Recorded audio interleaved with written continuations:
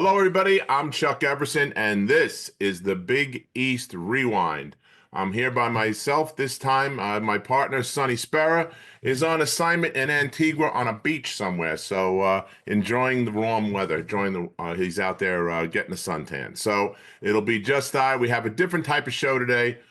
We're talking about a subject that a lot of folks don't like to talk about, but it's a very, very important, not only in the sports world, but in life and in general, and that is mental health. We have with us a special guest that works with athletes, and I wish that we had a person, a sports psychologist guy, at our school at Villanova when I was playing, and I'm sure Sonny would say the same at Syracuse when he was playing. I mean, there were times where things got very difficult as an athlete with all the demands on your time and on your physical condition and your body and such. And it would really have been a big help. I know for me personally, it would have been a big help.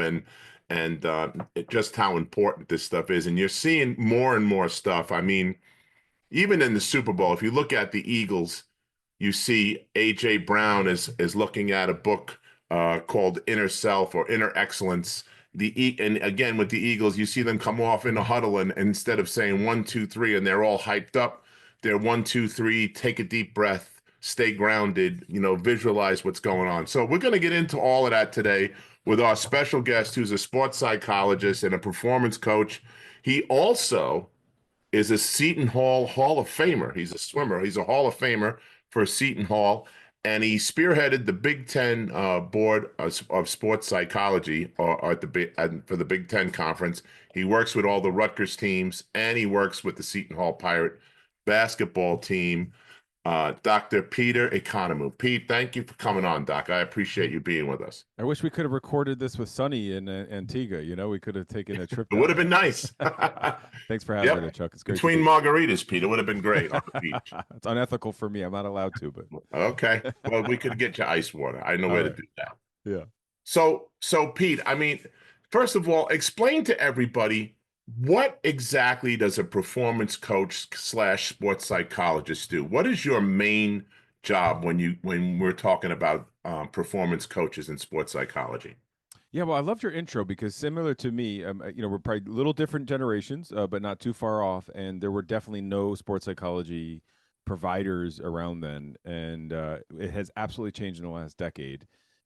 So we go back in time with the Big East Rewind. So thanks. I'm glad to your listeners will understand that. So yeah, a sports psychologist and a performance coach, they help people optimize their energy, if you will. And so energy meaning whether it's mental health, physical health, just trying to find ways that they can really connect at a deeper level to perform at a higher level. And that really takes time, and it's an art. So I always like to say it's like a science and an art, which is really so cool. It's kind of what keeps me going, because it's really nice to find that perfect spot. And I'll break it down a little further, but ultimately that's what we're doing. And so in today's world, it's also treating mental health issues. These are things that back in our day everyone had. It's not like they didn't exist. It's just that now we're more aware of them, and people are more free to speak about them. And so we could be treating mental health, or we could also be doing some mental rehearsals, or just skits or scripts to get people in their optimal level of performance. I know the guys at Villanova, being a part of the program the way we are, Yep. I know that they are required to go see the sports psych at least once a week, even if there's nothing physically bothering them, just to check in and make sure things are good.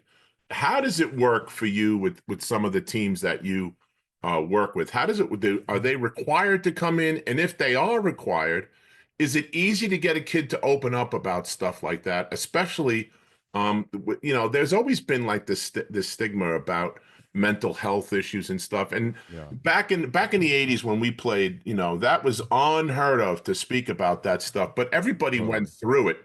And now as we've grown as a culture, I think, it's more and more out in the mainstream. So how do you deal with that, and how does that work when you're dealing with kids?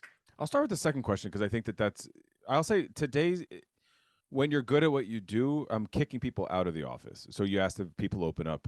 It's really because it's become a norm. I think I've been in this field for about 14 years, and my duty has been to destigmatize the works. That's what you're talking about. In the 80s, it was totally stigmatized. Right. You would not talk about your feelings, and really, the psychologist was like down the hall. They weren't even anywhere by anybody, Hmm. and to keep the confidentiality. And today, I'm in locker rooms.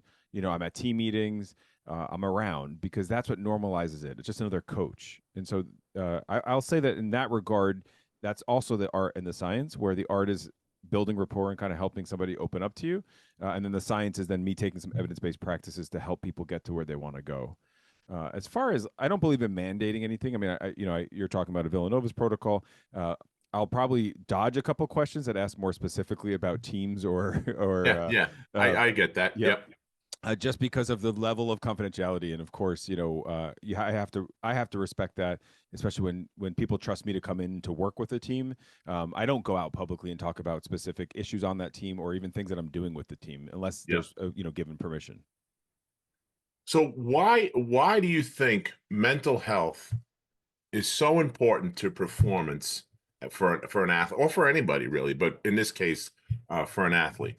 Yeah, for anybody. I love that you just said that because I work also, like, my New York office is predominantly businessmen, or women. Yeah. It's people that are working in the finance worlds, either or in the C-suite, like executives that are leading companies. They also need to find that sweet spot. So they like that they can kind of bring the sports person in, because performance is what it is across no matter what your domain is. And so, why is it important? I was actually just at an event this morning, as you know, we were, trying to deal with scheduling, and there was an Olympian there who gave a keynote, and she talked about how her coach is one of the best, and she got to qualify, but it really was her mental that took her to the next level. And I'm not; those are her words. It wasn't. Right. She actually didn't even work with a sports psychologist. It was a good friend of hers who's studying psychology, and that allowed for her to open up to them, and just that connection allowed for her to like create space to say wow, and then that really was the edge. And so I think we learned this from Silicon Valley and some other Fortune 10 companies, that the more well-being wellness is emphasized, the higher people perform. Yeah, I totally get that. I remember when I was playing a bunch of times, I would be inside my own head, for Sure. different reasons. And I'll give you an example. My job was to back up Ed Pinkney.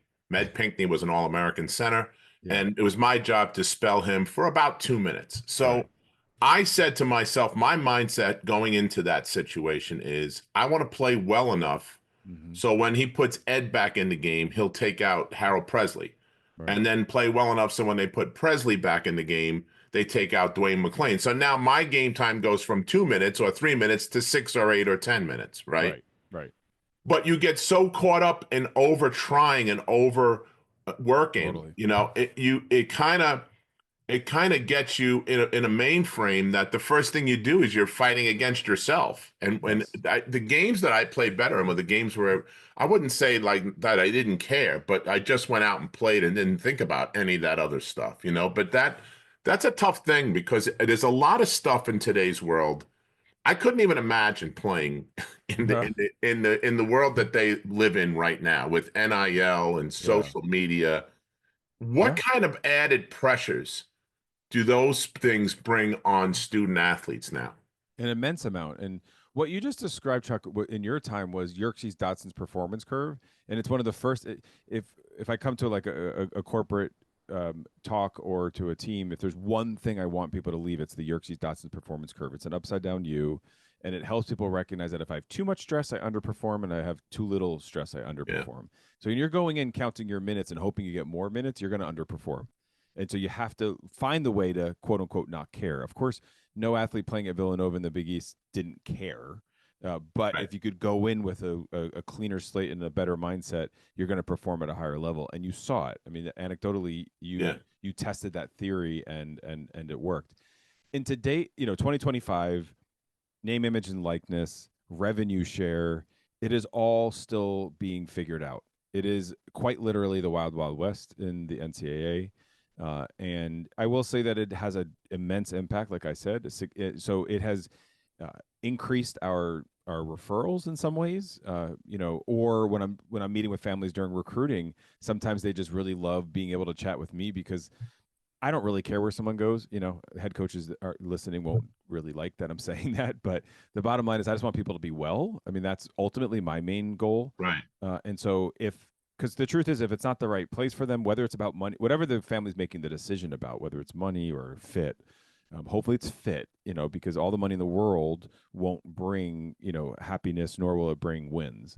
And so it is definitely creating stress for the whole system. I think that's the point I'm making there. It's not just the athlete, it's also their families. And everyone is impacted by this right now. Well, it adds pressure, right, Doc? Yeah. I mean, that the kind of pressure like you get some youngsters, that are there, and now they're making more money than their parents in some Yeah. cases. So they're the breadwinner for the whole family. You have that pressure. You Yeah. have the pressure of living up to, making that.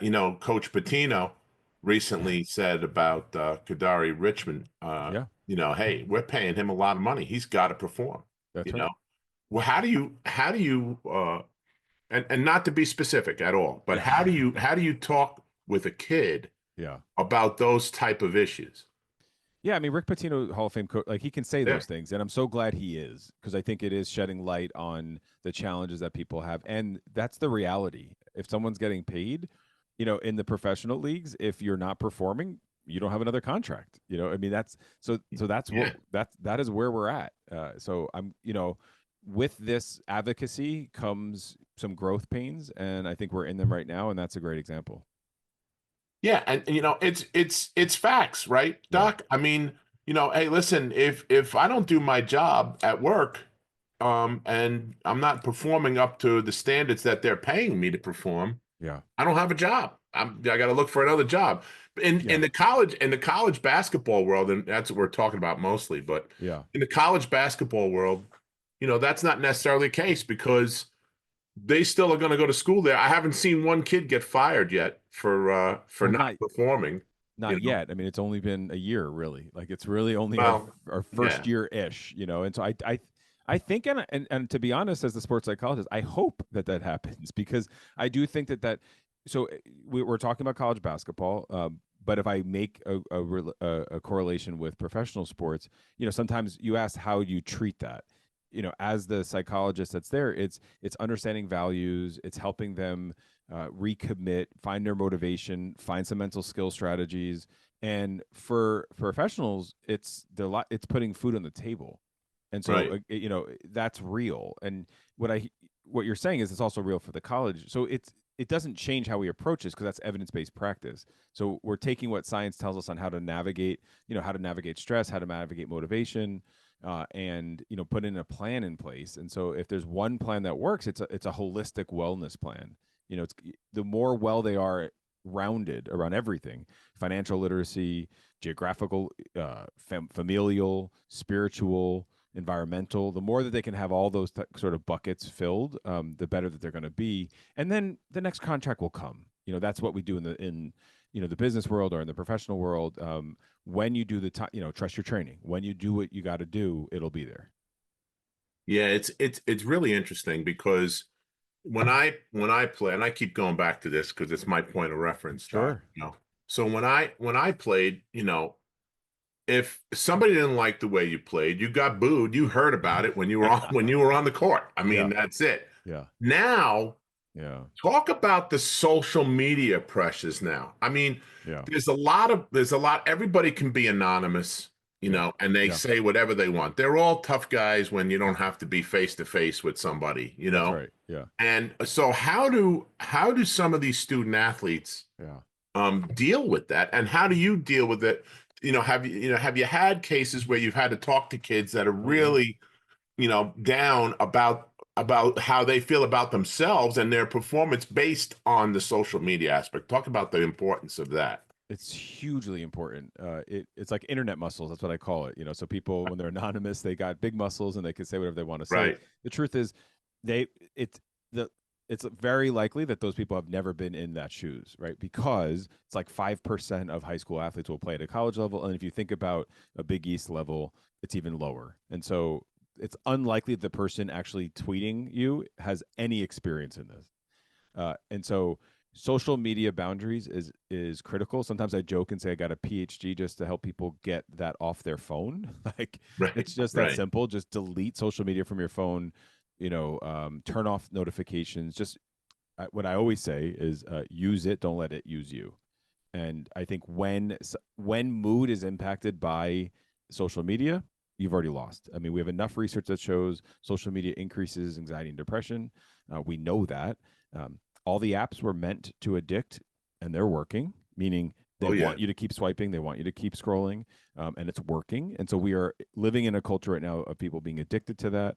I had an athlete recently say that they just like the scroll, for that kind of mindless scroll. Cool, and it's going to make you more anxious and depressed.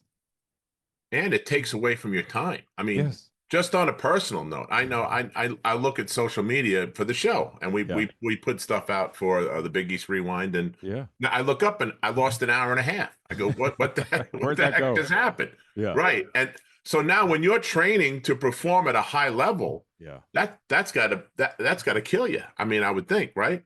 100%. It does. It's not healthy. It is not healthy for us, and even for you, to get lost in that. And again, use it. Don't let it use you. So you need it for Big East Rewind. You need it, and you want it in that way. And I'll scroll. I'm human. I'm flawed. Sure. I'm imperfect. I'm all the things. And so I will scroll. I'm just going to scroll mindfully.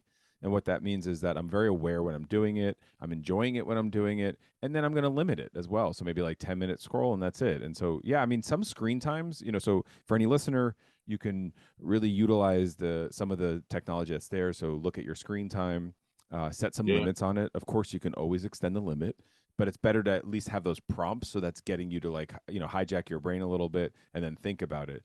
Because if you're in it too much, it's really, really negative. Well, there's some athletes too that are getting NIL is name, image, and likeness, and that's Yeah. going strictly through. I'll use Instagram as an example. How many followers, how many likes, how many, Yeah. all of that kind of stuff.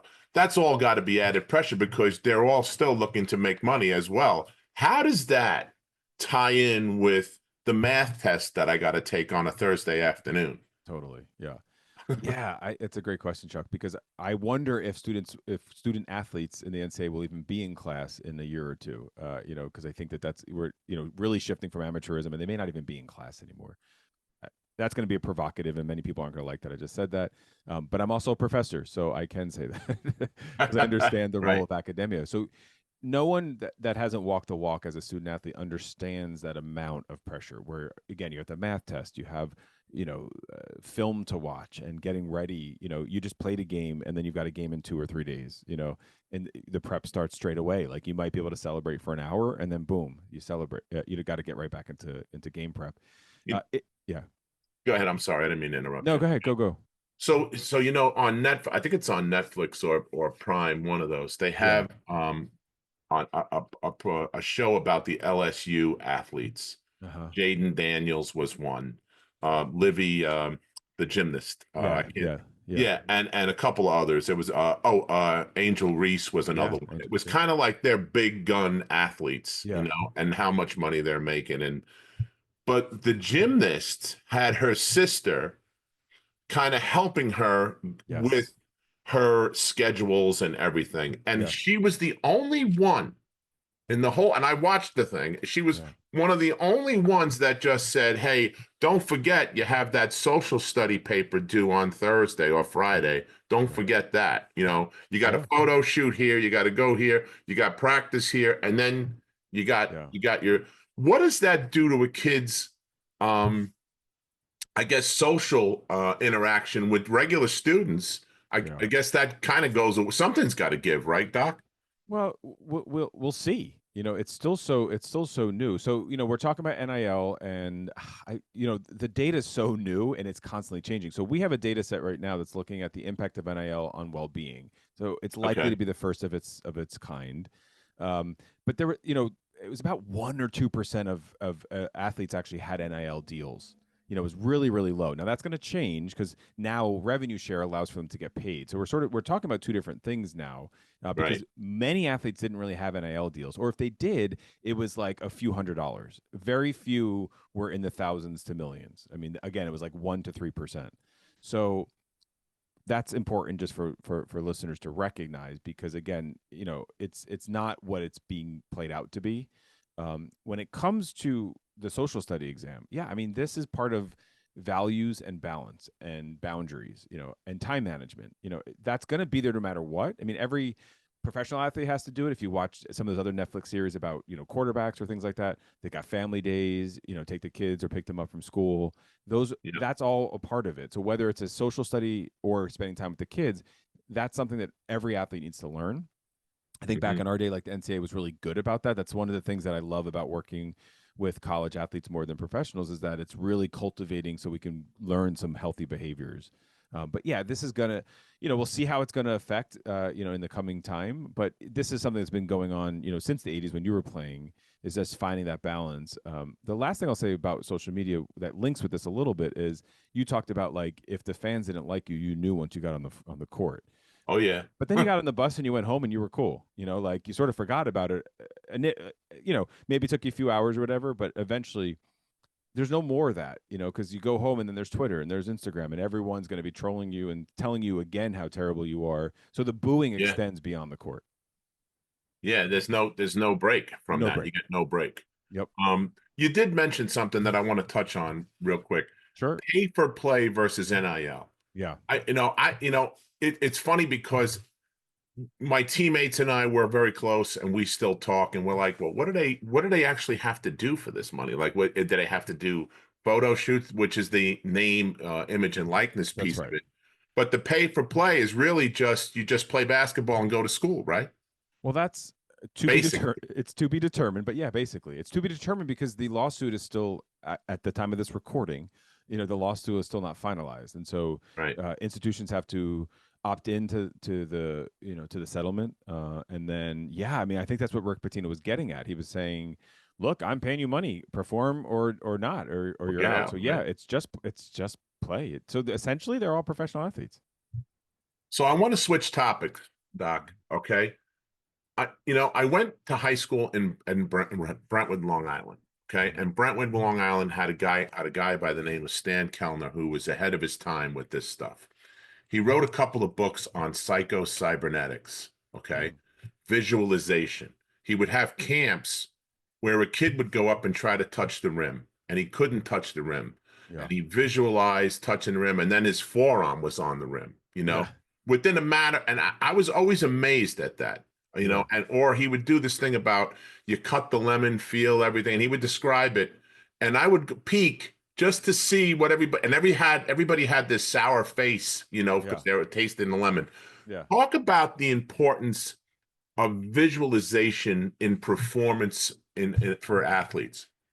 So it's a curious topic, and the reason I call it curious is because most research does not show that it's effective. Actually, so Really? yeah, I know that's why. Yeah, uh, because you saw it worked, right? And so there's Yeah. energy. So maybe that's the second part of it, which was the cybernetics. Like energy stuff can get people. So we do like a strength test. And so one of my colleagues, EMDR is eye movement desensitization, which helps people with trauma and kind of relocates this thing in the brain. They'll use that energy in performance as well. Where, for example, I can ask an athlete to hold their hand out and then push it down. But if the team is cheering for them to do it well, they'll be stronger. And then if they're cheering for them to do bad, we could push their arm down like it's a feather.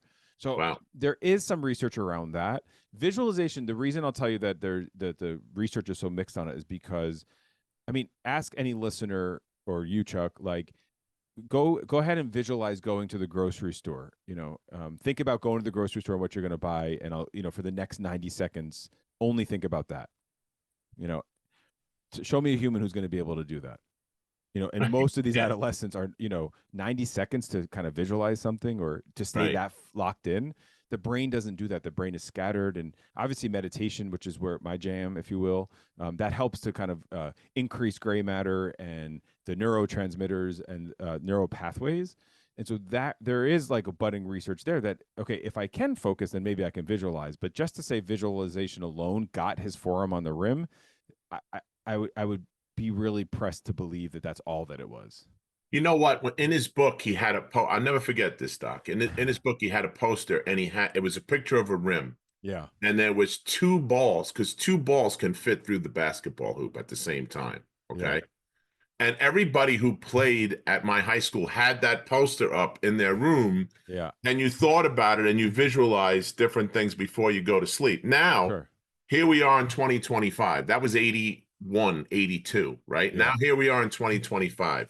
Jaden Daniels, the rookie sensation from the Washington Commanders, Yep. when he was drafted, he had told the team, "I really need you to get me this virtual reality set," and he had Right. all the defenses in, Yeah. and he would play it all week long at a speed and a half, Yeah. so 1.5 times actual speed, Right. so that when he played, it was almost like playing in the Matrix. Everything Yeah. slowed down, and he can see things that he normally wouldn't see at a game speed. Absolutely. Yeah. Talk about that's the kind of visualization stuff that I'm talking about. I mean, Yeah. I guess that's cutting edge, right? That's For sure. that's yeah. That wasn't in the original book that you referenced. No, it was not. No, that was not. No. I always, it may have been in the Jetsons cartoon back then, Right. Yeah. because Jetson said you'd push a button and you had a meal come to your house. Now that happens. So yeah, virtual reality (VR) is also like a new budding area of research.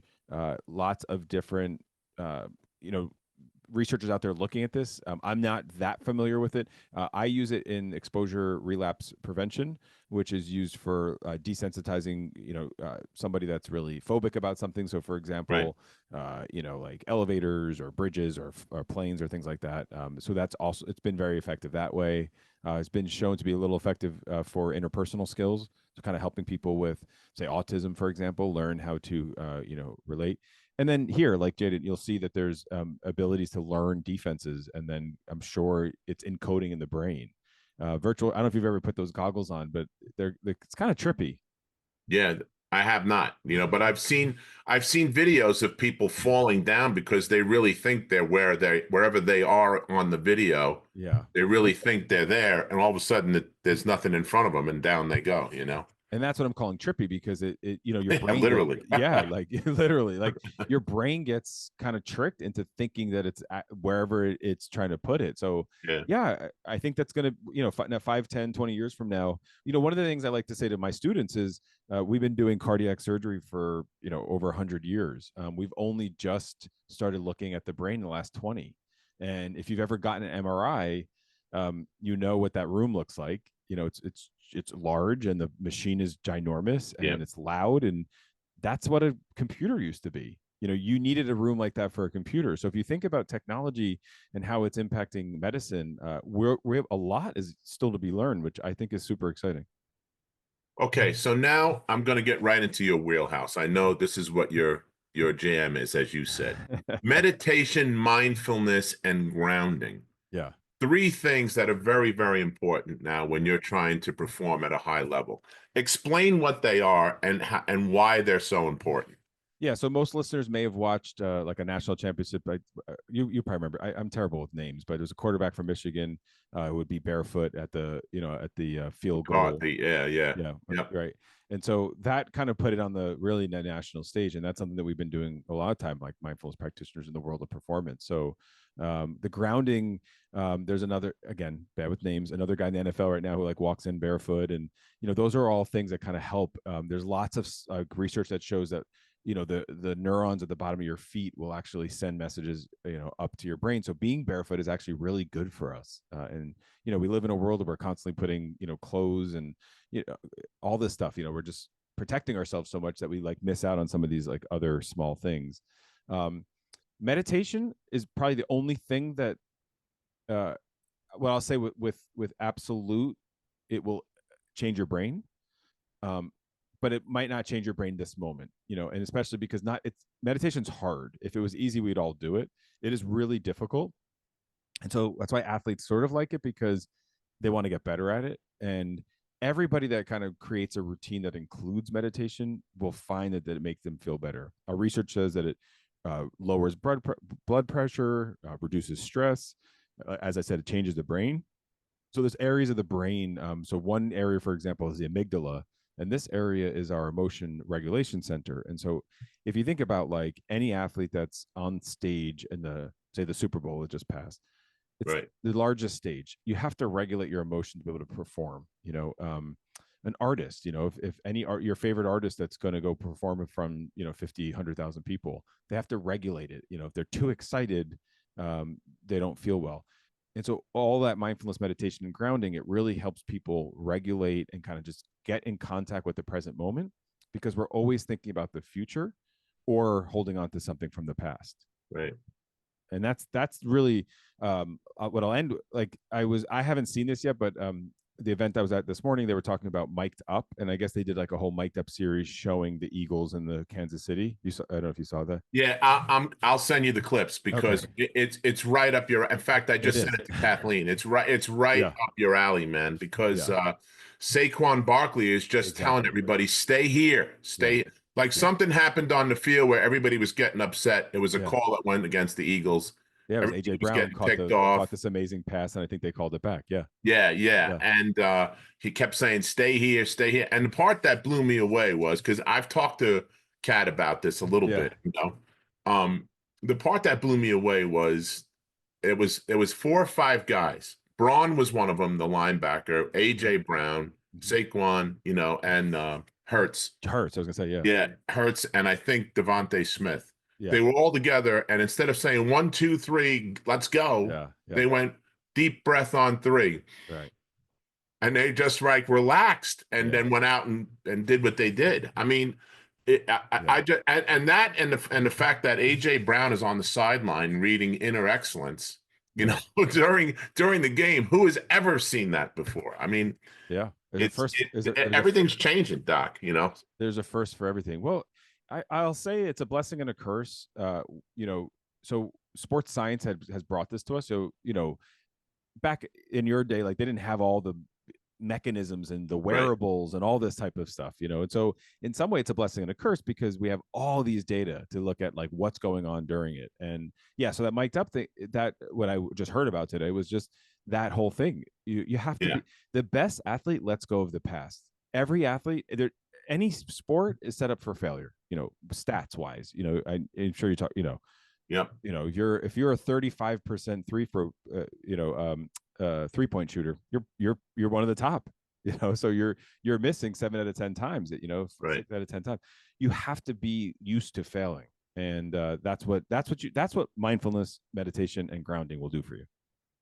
Yeah, it's amazing because there's a lot of books on the subject, but I came across the book long after my playing career was over, while I was coaching kids, Mm-hmm. called The Mind Gym, Mm-hmm. and it Yeah. talks about playing at different levels. And I said, "Oh man, if I knew that," Yeah. because I would go into the game like I was a football player, like at that height, like I'm Yeah. ready to kill somebody. But Yeah. when you do that, you foul people. You do. That's Yep. because you're too amped up to play. Yeah. And if you found your groove in that Yeah. level, you were able to play at a higher level, and That's and right. yeah, it's very, very interesting. And I'm curious, how this all works with these teams. I mean, to what depths do some of these teams go to with, the mindfulness stuff, the meditation, the visualization? How far does it go at some of the bigger programs? I guess it's the programs with the most money that goes the deepest, right? I know you work with the Big Ten. I mean, there's a Yeah. lot of big time football in the Big Ten, as we all know. Yeah. How deep does it go with some of those teams? Yeah. I mean, I think it's top down approach. Usually it kind of depends on the culture that's set by the coach. And so I think many teams, when Russell, I told you, Seattle Seahawks, I think in like the early Yeah, 2000s, yeah, Wilson, right? Russell Wilson, yeah. Yeah, that was like that's when mindfulness was first hit the NFL. At least from that perspective. In a more public way. And so now, you'll always see like yoga, or there's, on the curriculum, there's like so many things that are going on. It's deep, it's deep. I think I'm going to say in today's day and age, most coaches recognize the role of mental skills and mental health. Yeah. I'll at the same time I'll say, and if they had the choice of like a mental skills session versus like another lift or a run, they might still choose a lift and the run. Like it's Yeah. still going to be a toss up. Um, and I'm not mad at that. Like I think that there's a place for that. So I think you have to prioritize, and that's why I say it's like top down. Like really, what's the coaching culture? What's the team culture? And that would dictate, how much and how deep it goes. Yeah, it would have been great. I tell you, but back then, you would have been looked at as like weird or a hippie type of, or nature, one of those types of things, like a Totally. negative connotation. Yeah. Now it's part of the everyday vernacular. Now it's Yeah. getting into the mainstream, and a lot of folks are doing that, not just athletes. So I want to talk about one more topic that has come to light not that long ago with the Olympics. Mm-hmm. Simone Biles, Mm-hmm. arguably the greatest gymnast that we've ever seen here in the United States, okay, comes across something called the Twisties and had to back off and leave her team, okay, because she couldn't compete. In golf, they call that the yips. I remember as a Yankee fan, Chuck Knobloch would make Yep. a great play and throw it 10 rows into the stands.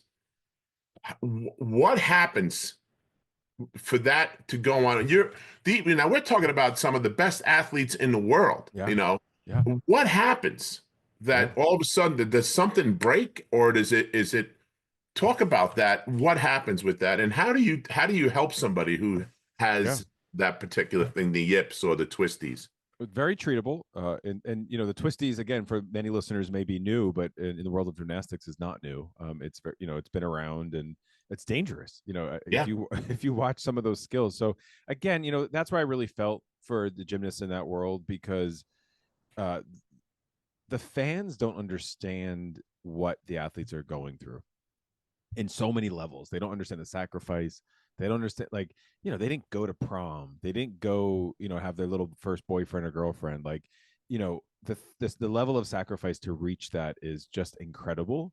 And then yet everyone just, and I think actually even this past Olympics in Paris, I think her first event, Simone Biles, she was like limping a little bit or something, and then the commentators were immediately like, "Oh, are we here again?" Like judging her and kind of sucking their teeth. Versus like the twisties are real and they're dangerous. Yips are real. You talked about baseball; it's also there in golf, where it's a very basic swing or motion, and then they just lose it.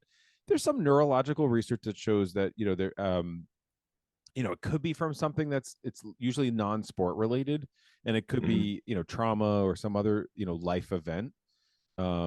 Also, it's just like if you had one bad play, the brain maybe just remembered it so much that it like can't let it go, and then it just sort of replays it and replays it over and over again, just kind of heckling. One of the things I like to say to the athletes I work with is there's no fan can heckle you worse than yourself.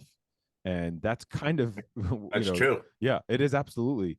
And it's kind of how I see the yips or the twisties in a way, because you're really just so focused inwardly of like, what am I doing? Am I going to get hurt? Am I going to mess this game up? Am I going to miss this landing?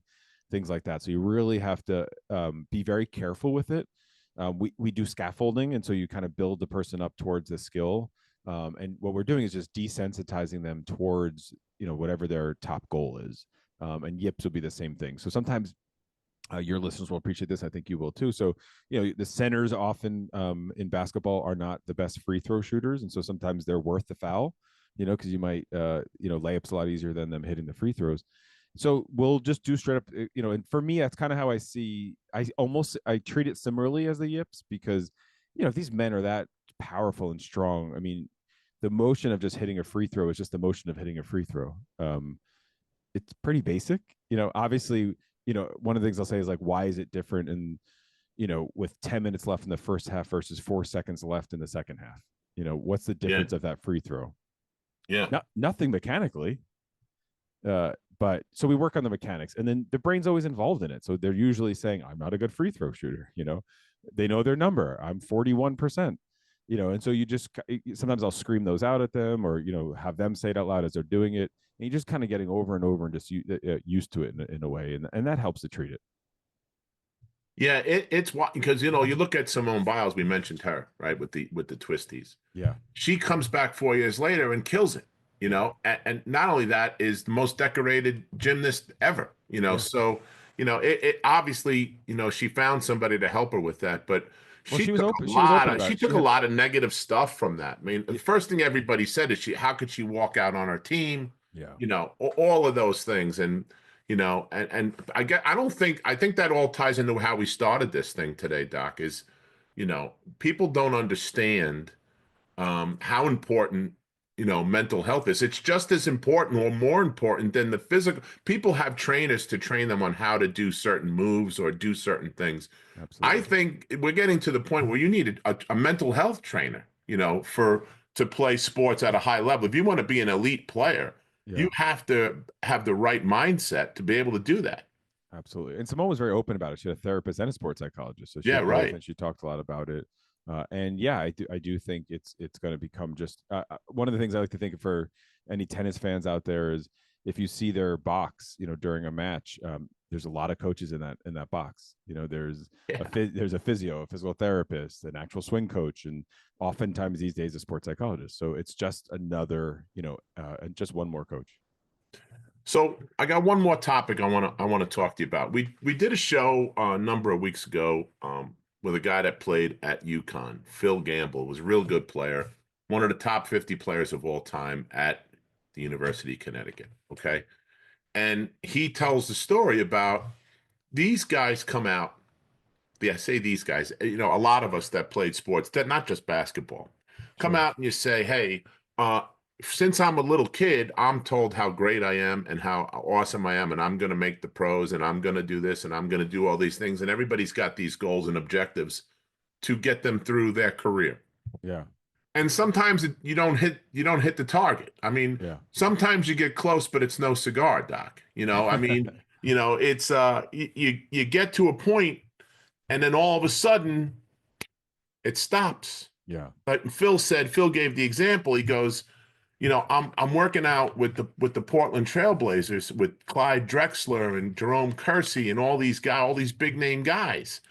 And I get released, and the next thing you know, it hits me. I'm a substitute math teacher in New Jersey. He looks around, not that there's nothing wrong with being a substitute teacher in New Jersey, but he looks around, he goes, the kids aren't cheering for him. Right.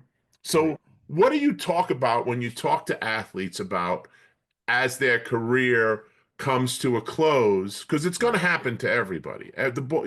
Father Time is undefeated, as we all know. Yes. Okay. Yes. What do you do when the cheering stops? And how do you talk with a guy about that when they've been told for virtually their whole life that they were going to do this and they were going to be great and all this stuff, and they were still great. It wasn't Yeah. about they weren't good or great. It's about, hey, this is the path. It went left instead of going right. How do you talk to somebody about that? Yep. Is chapters in our textbooks about career transitions, and like you said, time is undefeated, and so one way I'll do it gently is like, well, you have less years in front of you than behind you in your sport. So that because I've worked with several veterans who have had really Sure. long and significant careers in all different leagues, and it's beautiful. Celebrate that. In mindfulness world, we say, like, celebrate the small victories.